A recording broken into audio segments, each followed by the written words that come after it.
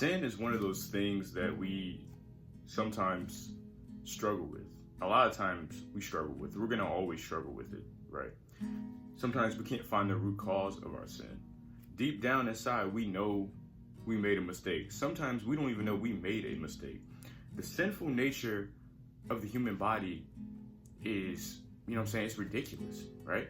It's different. It's astronomical, right?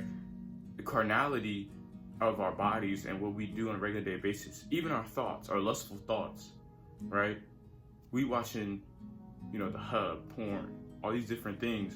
It's hindering not only our mindsets, right? Our wisdom, our growth.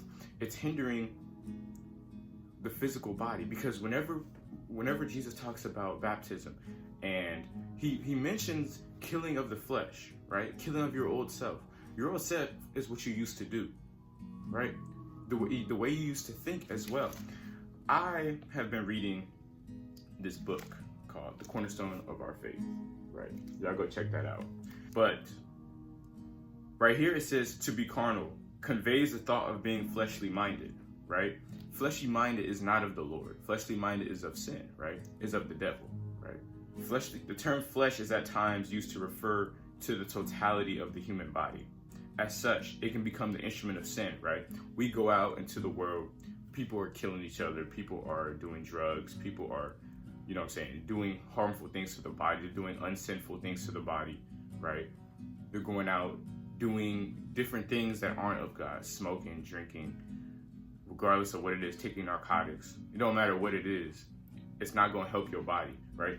The Lord also mentions that we should be good stewards over what we have, right?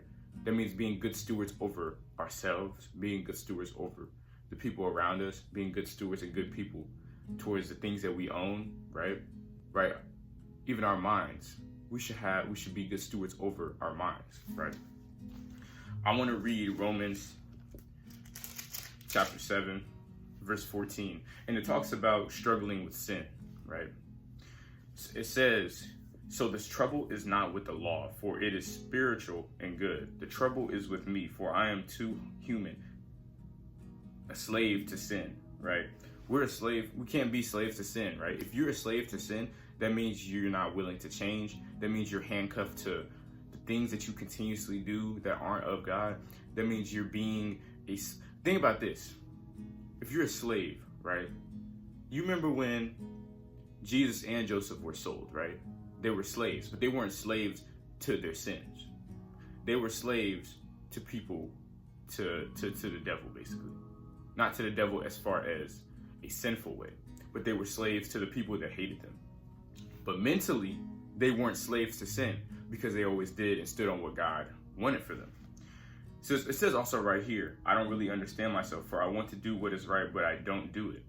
Why do you think people know what to do, right? They know what to do is right, but they continuously do what's wrong, right? They know and have the common sense to do what is right in the eyes of the Lord. But then again, it's because the world's, putting this, the world is over here trying to put that pressure on you. The world is, changing. So is the world, they're telling you this is right.